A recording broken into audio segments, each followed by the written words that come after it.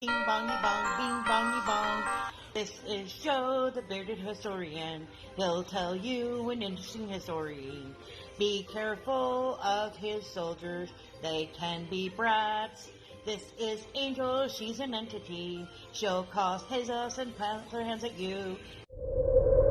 This is Sue, she likes spirits, not the alcohol.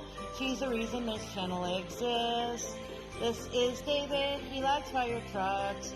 He's here occasionally. Bing bongy bong, bing bongy bong, bing bongy bong. We preserve his story. Alright, welcome to Hermosa Arts and History Association. They're having an open house today.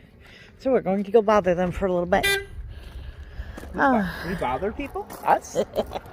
We've been here before. I don't even remember why we were here, except for we were here. And they were still renovating, and they're still renovating. But they've got some new projects, and we're going to check it out and see what they're up to and share a new historical location with you guys. I like the boot table there.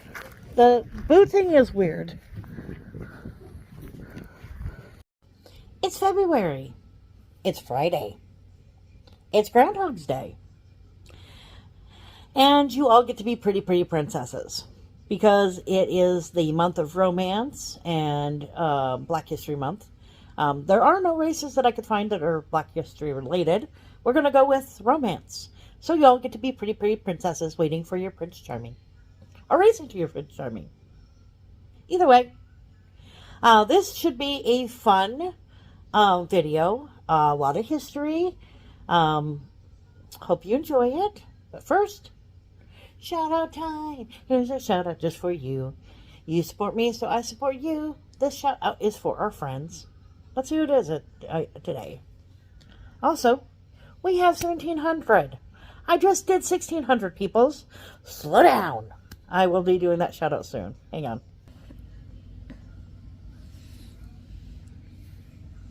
Maybe. Start. There we go.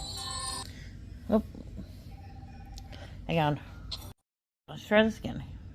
Continue. There we go. Okay. The princesses are chasing the unicorn, which is also another race we'll probably do in the future. We've got Wicked Hawk, Carrie, Jackie, Cryptid, Jamaican, Cheap, Lucky Cat, She Stole, Reef, Parks, Mimi, there's Cheap, Just Doing, Kenny and Debbie, Superfragilistic, Rich Cat, let's see, Embark Nations, Odin, Gen X, Visiting, Makeup, Hillbilly. There's Rural. Susan. Heather. Heather! Look at you, Heather. You're a pretty princess who caught the unicorn. Alright, hang on. So, I have here Miss Heather. And it says, I just want to craft and look cute. Not a goal of mine, but Angel likes that goal. If we step outside our comfort zones together, and just have fun, no matter what income bracket, we deserve to create and feel good about ourselves. So she's all about crafting within a budget and making fun things and apparently looking cute. Come back here. Hang on a minute. There we go. Let's see. 40s Faced is her newest thing. So makeup, I can't do makeup, but she's got some good stuff there. And then we've also got some shorts with a lot of different stuff. And of course a few lives. So check her out, like, share, comment, and enjoy the video. It's weird. Thanks. Okay.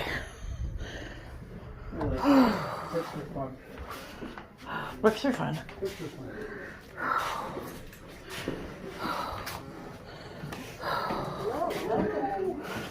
I remember you folks from there. Right. We told you we'd pop up. Absolutely. Pop one. Except the cookie. Cool. And some Ginger, recipes, molasses. isn't that cool? I like Oh, them. recipes. She said, I remember that cookbook. I think my grandmother had that cookbook. So did mine. Coffee and water. I'm packing, but if she wants a swig of something. Yeah, because I got my hands full. I'll throw the cookie in my bag. I will take a water, though. I'm not usually a water person, but... Huh. Caramel refrigerated cookies. Interesting. I will try one of those as well.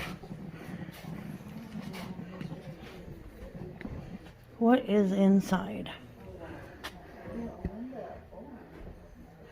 Do you have a story to tell? These are the boxes they were telling us about, right? No. Those ones right there. Oh, yeah. Actually, no, that's an art. Those are archives. Oh, never mind. I hear creakies. Your cookies? I hear creakies. You know, that's what when I talk to the guys out at Shields, you know, they Your stairs are looking good, Everything is moved over now. right? You didn't disturb the ghosts when you were working in here, did you?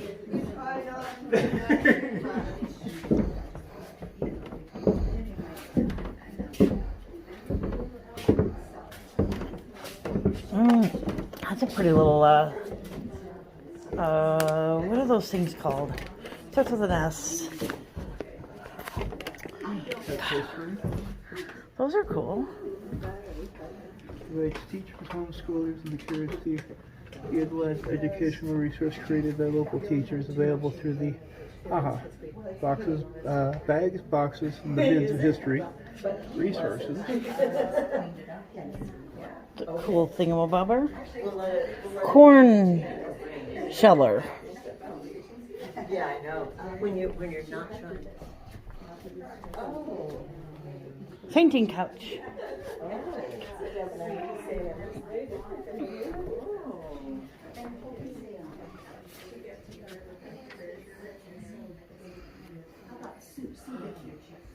Hey, babes. Cool. Ooh, Uh-huh.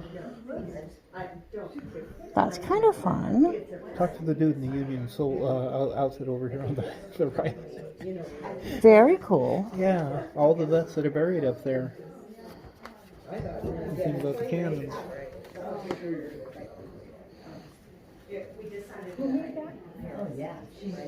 Do you have this one, babes? I don't think so. Oh, and it's a big slot. Because I've got that first one, the second one, but not that third one right there. Yeah. I'm just saying, I didn't think I recognized that one.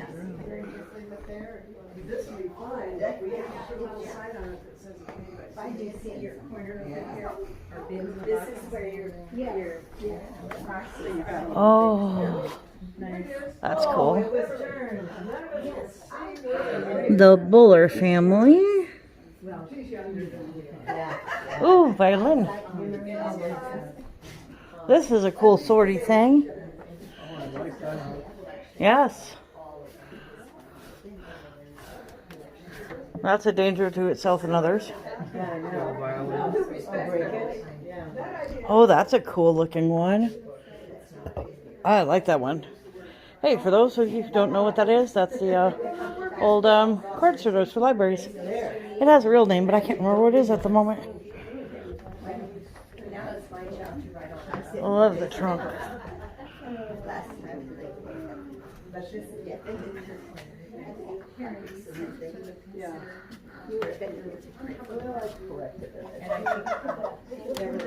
Very cool. It'll be good to see what they do with it. You see, what's wild is when they filmed it at the end of the movie, it actually looks like they show part of the old original city back in the day. Yeah. But they came out of Wisconsin up to Vermilion in old Dakota Territorial covered wagon. They got homesteads down on the lower Battle Creek down here. Hmm.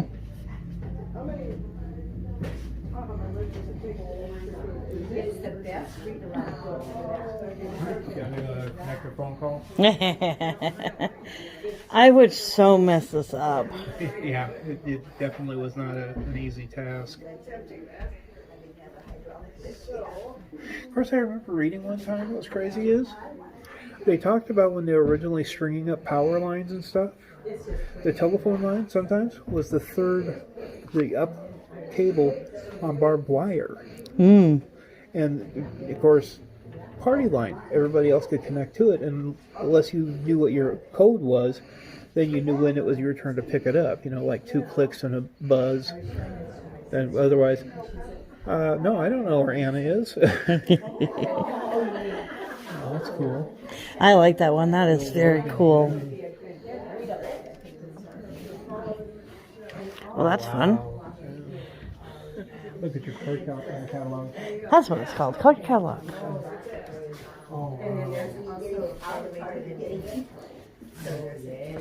Here's an original phonograph. Yeah, I saw the phonograph. You can see what the canisters used to look like too. I've actually got the paper container at the house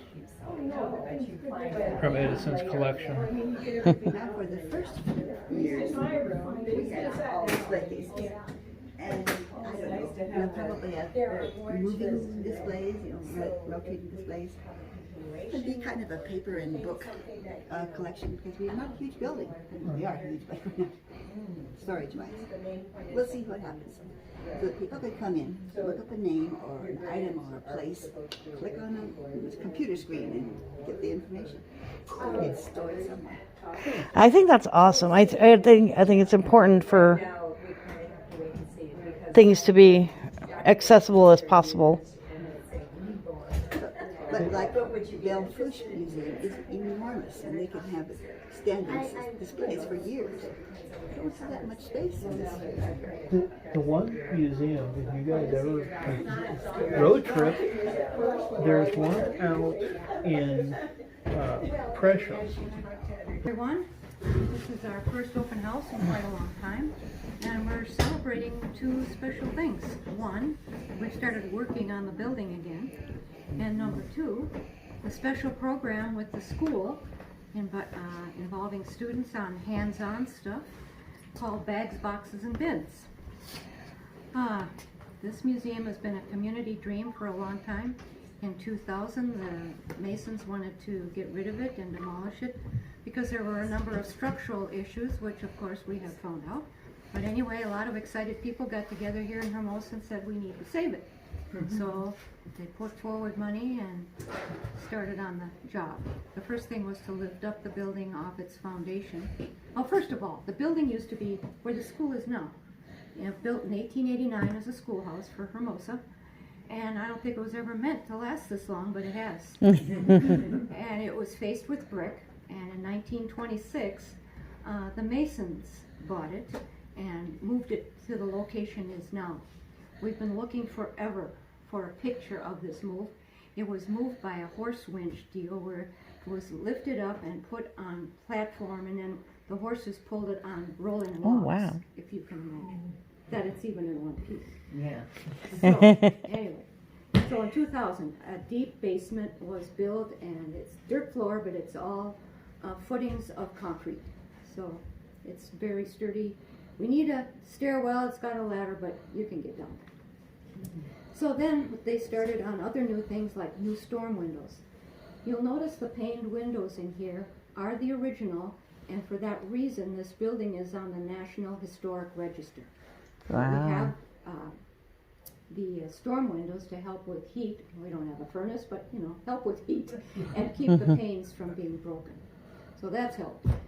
And then we started working on the east room. You can see that's all repaneled. It has a false ceiling. The floor has been refinished. And let's see, what else did they do in there? Well, lighting and everything else that you see. So in about, I don't know, when was it, 2015, 2016, we noticed that this floor was bowing more and more. And one of the issues in 2000 was that the Eastern Star, when they would go up and have little drills, and it's part of the group for some reason, I don't know. I felt like it was high school football time. And the marching band. But anyway, it was this kind of thing.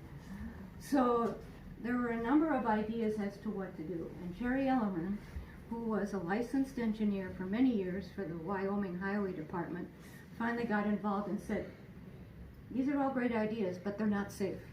We need to do it the right way. Right. So he got that all put together, and so that big beam you see right there is part of the construction that he created, and it has stabilized the second floor or the ceiling in this room. Well, unfortunately, Jerry was killed in a car accident on Highway 79, and then COVID took over everything else. So this building has stood here empty, and nobody's been able to work in it because of COVID and what happened after. There's nobody to work, hard to get anybody to work. So what was it, 2021, 2022, Craig Hindle, who is a Custer contractor and also a Custer County Commissioner, came and built this beautiful oak staircase for us.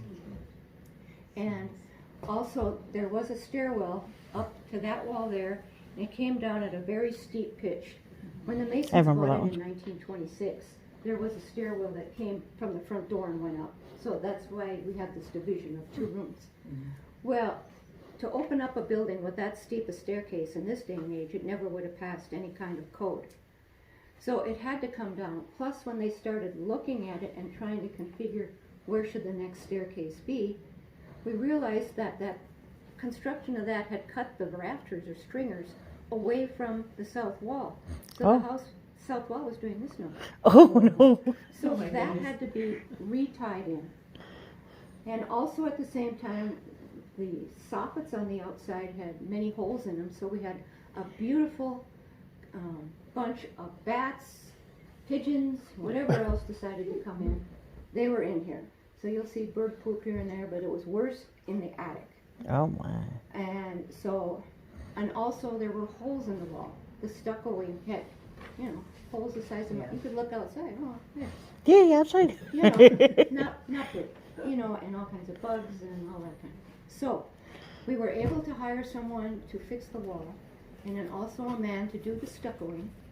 And so that brought it up to a workable inside. And after the stairwell, we wanted to get started, but Craig has been busy, and it's been at a standstill.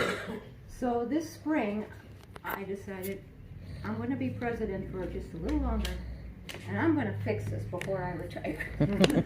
So I found, with the help of my friends, Les Gunning, who is a local contractor, he has decided he can do this work in here for us.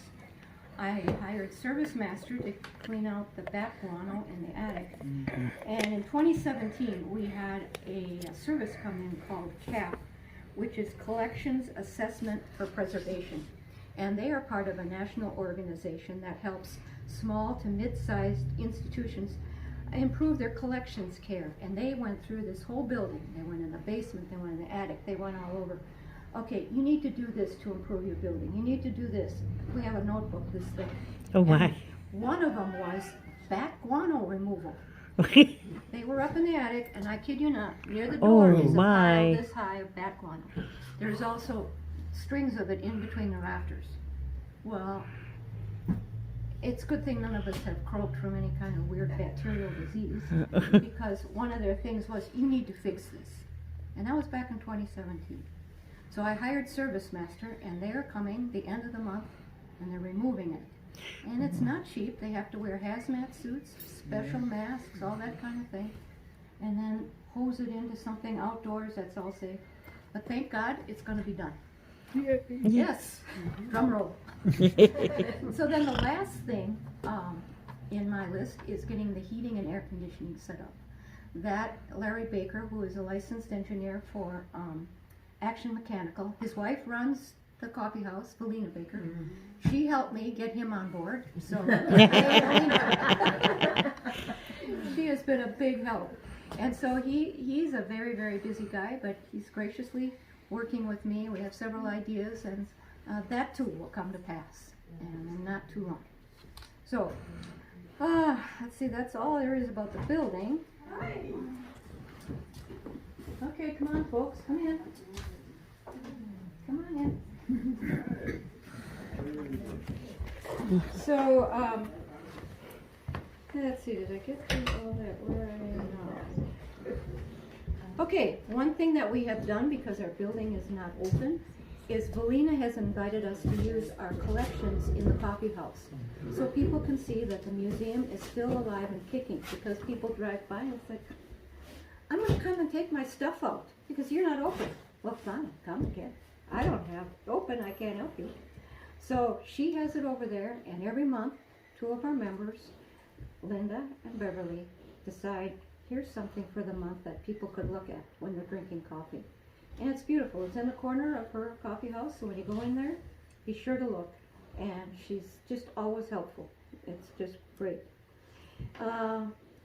Then Allie Van Sandbeek, who's part of Hermosa Connects, which is a new organization here in town, they have, I don't know, to me they have brought in a new feeling of, we can do something in this town.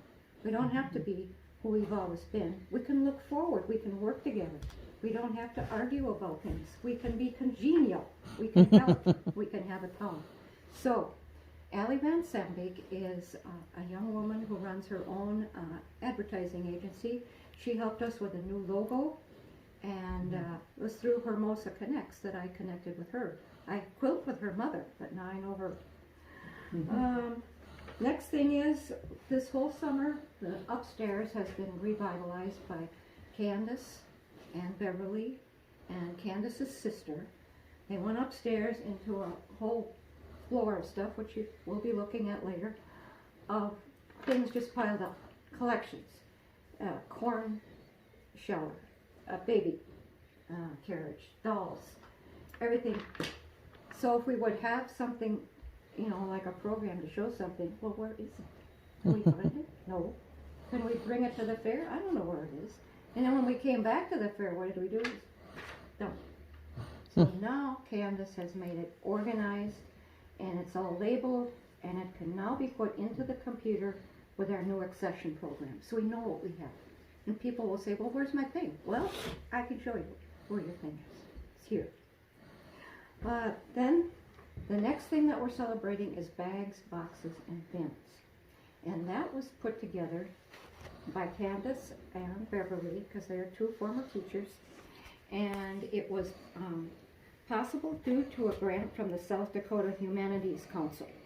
They do things in South Dakota to help education, help museums, this kind of thing.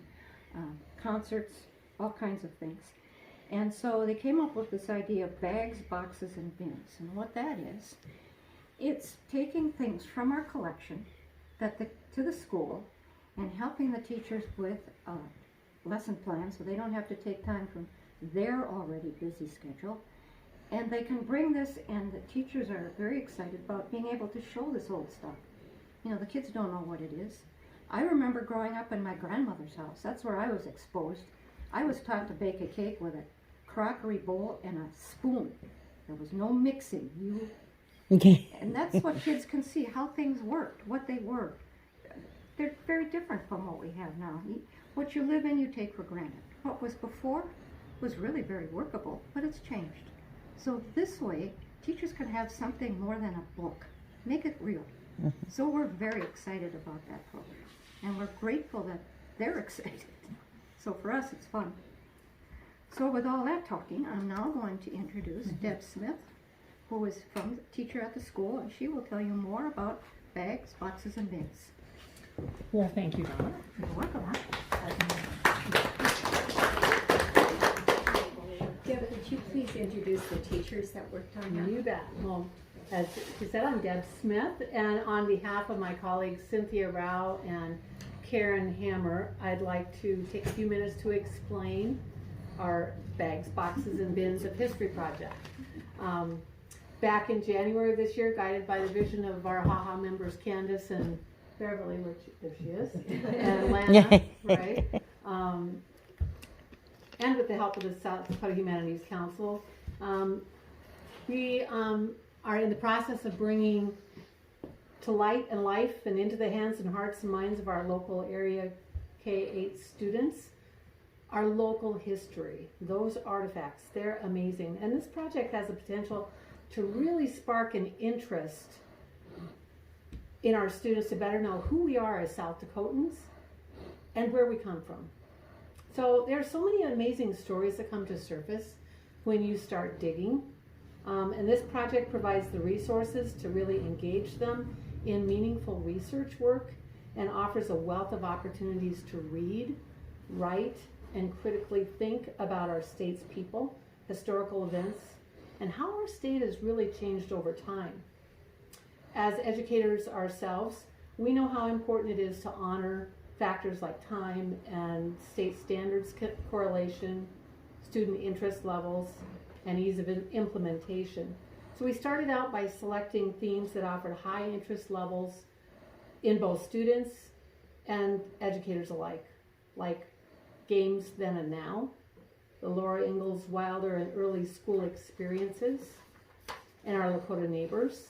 Then the real work began as we looked into the lengthy collection of book reviews provided by Lana Ray and explored the South Dakota State educational standards that could be applied. And then we sifted through those ideas that would eventually come together as lesson plans for each grade level group, K2, 3-5, and 6-8. So we look forward to hearing feedback as these bags, boxes, and bins of history are checked out and utilized by any local area teacher or group committed to sparking an interest in our rich local history. When students are allowed to touch interesting artifacts, you can visibly see the excitement and the curiosity come alive. We look forward to the growth of this project, as it can't help but build a positive relationship between the museum, our youth, and our wider Hermosa community. And we want to thank you for coming today and for supporting this very worthy project and the Hermosa Arts and History Association. Thanks. I would now like to introduce Linda Hazelstrom, and she's going to tell us what a primary resource is. Oh, I'm going to tell you lots more stuff. Get us started. One of the things I want to say, and I'm amazed that Deb didn't beat me to this, but I'm going to grab it. The founders of this organization, one of the things that was important to them was enjoying what they were doing.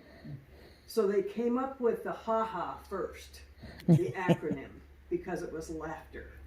And then they made the name of the organization FIT. So we try to remember that, and sometimes it's not easy, but we do try. So, and I'm gonna remind you too, we've gotten this support from a lot of individuals, including the South Dakota Humanities Council. Okay, the primary resource. I'm too far above everybody. You were having to go like this. I see. Okay, primary resources are first-hand accounts of a topic from people that were involved in it, that had direct connection. Newspaper reports are generally primary if they actually witnessed an event or if they quote somebody who did. Diaries, artwork, photographs, video, poems, letters, journals, people write out of their immediate experience. So even a poem can be definitely a primary resource. Speeches, treaties, all of those are primary sources. Theses, dissertations, scholarly articles, some government reports. I thought that was interesting. And then one of the things that I have enjoyed being involved in is obituaries are among the first-hand reports. So I've been collecting obituaries from the Custer County Chronicle, and I have lists. These are some of the G obituaries. And I make an alphabetized list of them, and then I have all of those cut out of the Custer Chronicle. Let's see if I can show you something. Yeah. Nice. And this is not real durable. I What? mean, this is Scotch tape and newsprint. But it can be photocopied. And it can be copied by your fancy phones that a lot of you have. So that's the idea, is that eventually that will happen.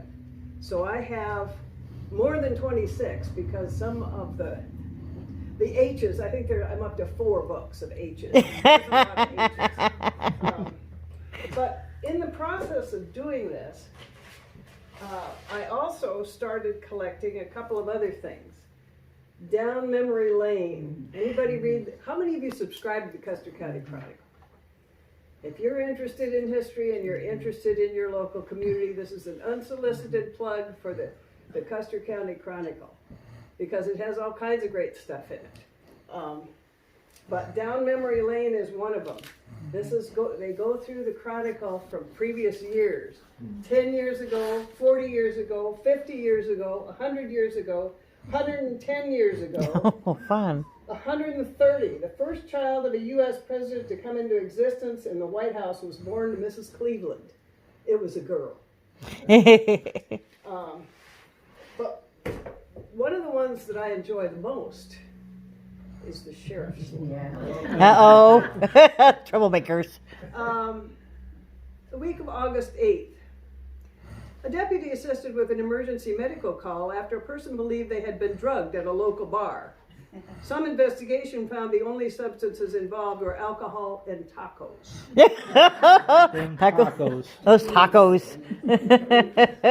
A person called to report, this was sheriff's call of the week. Every week, this guy has a good sense of humor. I hope if I ever get picked up, it's by him. And I hope I can think of a joke.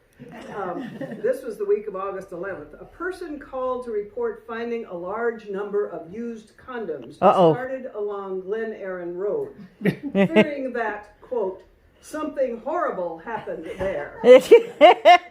A deputy searched the area, finding only 4 of the prophylactics. It is not clear what crime, if any, was committed. So that's kind of, I mean, those are primary sources. Those are things that people were there. Obituaries, journals, and I should have brought along one of my journals, but I didn't. But how many of you keep some kind of journal? Good. Those are history, folks. Only give them to your children if they're going to keep them and respect them. Otherwise, give them to a local history organization. If your kids don't give a hoot about what you did, if they're going to throw it away the next time they move, give it to a history group. I have all my father intended to write down was the highs and lows for every day. But he also wrote down what cattle he moved into what pastures. Well, that is an invaluable record to me and to the people who are using the land now. But it's also, I think, a historical record of what a rancher was doing and thinking. He didn't put much in for politics. Just once in a while, he couldn't restrain himself, and he'd make a comment about existing policies. Rodeo programs, newspapers, newsletters. The Hermosa newsletter is part of history. It's an important part of our history. Personal letters. And one of the things that you can do, I've seen a variety of collections in various universities and places where these are kept, where a certain section would be off limits to researchers for a certain number of years, generally until the person who wrote the letter had died. Sometimes for longer than that. But, in 75 years, 100 years, is anybody going to care if you got busted for speeding? No. Probably not. Public records, club records. One of the things that I don't think we have, and I wish we did, there's an old Grange Hall falling down out there along Highway 79. I wish we had the records from the Grange. I think we do somewhere. Somewhere. Somebody does. Candace, did you find it? They're categorized already. Okay. Okay, Candace has got them. Yay! Personal business records, brand books, school records, bank records. We have the Buffalo Gap Bank records. Maps of ranches and rural schools, because that changes. And boy, is it changing now. Okay, sure, knock things down. You destructive newcomers. But you all know how land use is changing around here. People coming in and buying big stretches of land. Companies buying big stretches of land that are not, that used to be in private hands, private ranchers' hands. So we need to keep a record of this. Personal interviews, photographs, your kids' photographs. And for heaven's sake, when you take a photograph and you have a photograph, identify the people. Put the names on the back of the darn thing, because it doesn't do any good to have all these wonderful old historic photographs and we don't have any idea who these people are. Clothing. We've got some great clothes. Sometime some of us will model some of these things if we can still get into them, because some of those ladies were terribly slender. And one of the warnings that I need to give you is that HaHa really doesn't have enough space to exhibit things like farm equipment, What? saddles, parts of corrals, large things like that. Take a photograph of it, document its history, give us the documentation. Yeah. Come on in, looks like you got your seat. Please consider, we'll just wait a second till we get there. Yeah, go ahead. Okay. He's waiting for I'm almost finished. We prefer to have paper records because we can copy those, we can send them to researchers, rather than having people have to come here. And you can see that having researchers travel from all over the country here to use our records, there'd be some problems with that. It'll be better once we get the building a little more finished. But we still, if we can mail them stuff rather than having them travel, that's a lot better. But consider donating anything you have, like family records, letters, club records, and like I said, if you don't want anybody now alive to read your family records, then say these are not to be read until the year such and such, when everybody's dead. Journals. Several universities now have Linda Hazelstrom collections. I don't know how I feel about that, but it's too late. The 1970s are history. The 1980s are history. The 1990s are history. So don't think that it all has to be a long time ago. So, anybody have any questions or comments or something you'd like to add here? You can pass these around. Yeah, Les? I imagine the only way this could be available to people who are not physically here, come here physically, is on the internet. Yeah, and we are working. Candace, do you want to talk about that? It involves money. Yeah. We have to have access to the internet. We are digitizing. So what Linda's talking about as far as copying, like the things that have already been accessioned, they are digitized, and we have those. We could send them if we had access to the internet. But again, that's going to be something that would involve subscriptions and some money. And Candace, would you step out from behind that convenient pillar and explain what accessioning is? When people donate something, then hopefully there's a committee that looks at it and decides, is this something that would be of interest and would be important for our community to preserve? if that's the case, then we decide how we can accession it safely, how we can make sure it's clean, that we have the right preservation technique to keep it, and also that we make a record of it that can then be accessed by people who would want to have that available. If we can digitize it so that the researcher can look at it on the computer and we don't have to actually pull the actual paper document, it preserves the document for a longer period of time. So we were very fortunate in that the NEA gave us a very nice grant a few years ago, and we were able to buy a lot of archive boxes, a lot of materials that are used to preserve things so that we can actually safely keep things.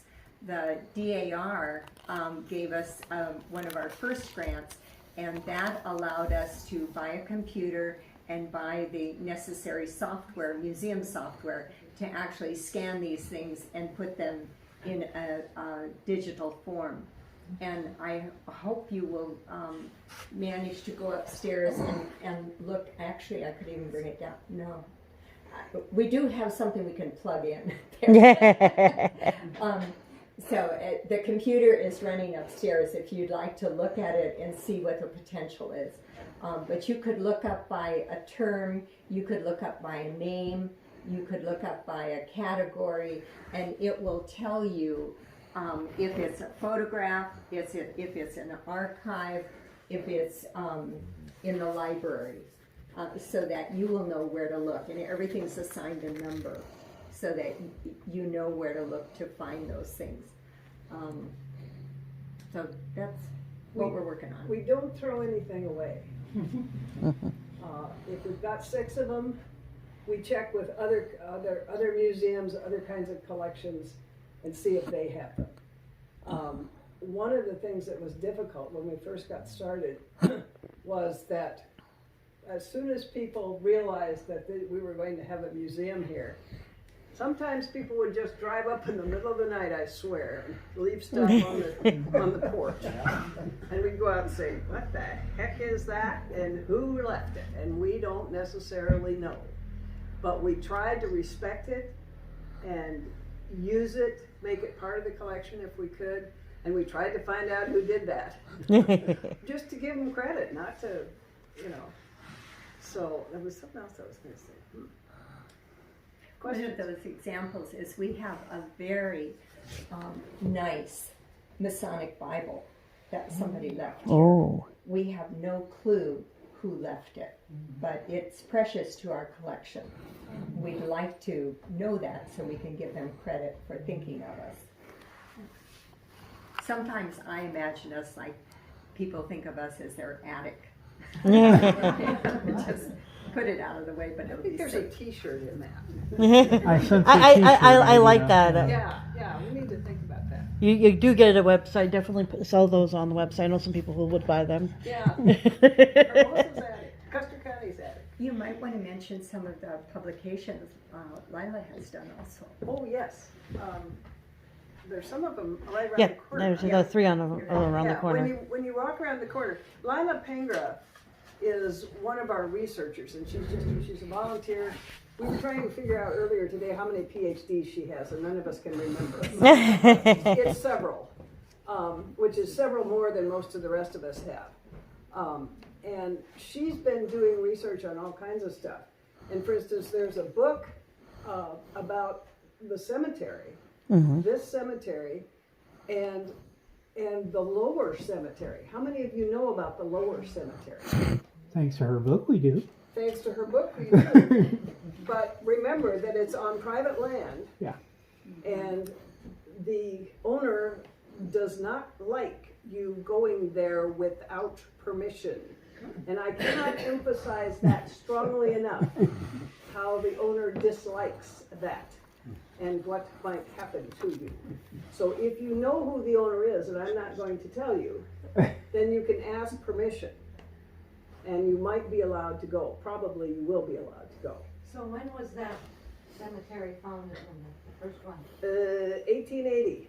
Okay, and then it was deaccessioned or whatever you call it. Yeah, I don't think it's deaccession, but I can't remember what it was. No longer used after what? 1895.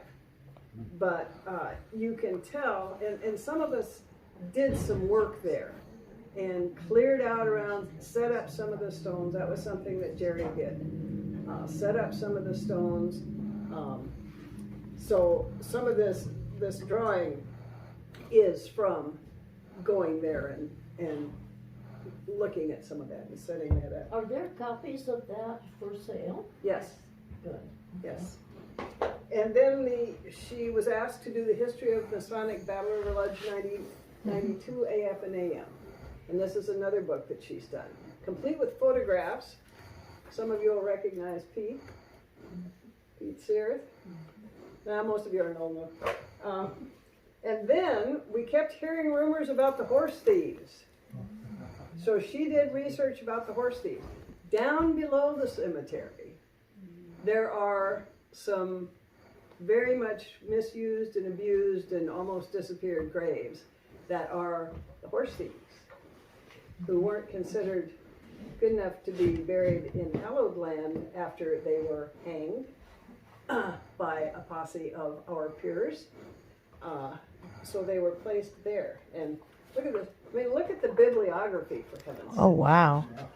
I mean, that's one page of it. There's 4 pages up here. Oh, wow. That's impressive. So anything you would want to know about some of these topics, Lila has done it. And again, private land. You know, can't go there without permission. So. Questions, comments, things I've forgotten, left out. Well then, thank you. So now time to help yourself to some historic cookies. The recipes for all the story. Yeah, only the recipes. And if you want to join HaHa, become a member of HaHa, it's real easy. Just ask any of us. You just sign up and there's no fee. There's no fee, there's no membership dues. You just say that you want to become a member. might be called to help. Yes. More than any If you can bake cookies, we want you. I can't, that's why I have to talk. I want to add also, I'm going to open the lid of that box, one of our first boxes of Visions of History. You peek inside, there's some good stuff in there for our kids. Yeah, give a tour and tell us. Yeah, tell us what's in the box. Well, I think one of And I'm the gonna just pass these around if anybody wants to look at these. Anybody want to look at the sheriff's log? Oh, this is are going to be interesting. A saddlebag probably was held a book bag, the old-fashioned book bag. An old-fashioned lunch meal. Oh, Well, that's cool. that's cool.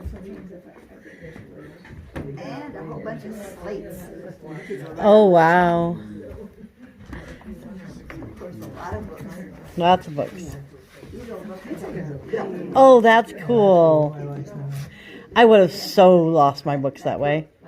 No, you swung it at boys. I know you. Probably. At least once. And lesson plans, of course. But I think these are going to be wonderful for us. Our kids will be touching this stuff rather than just wondering what's up with this whole thing. That would be I'll awesome. leave this lid off. Was the original picture.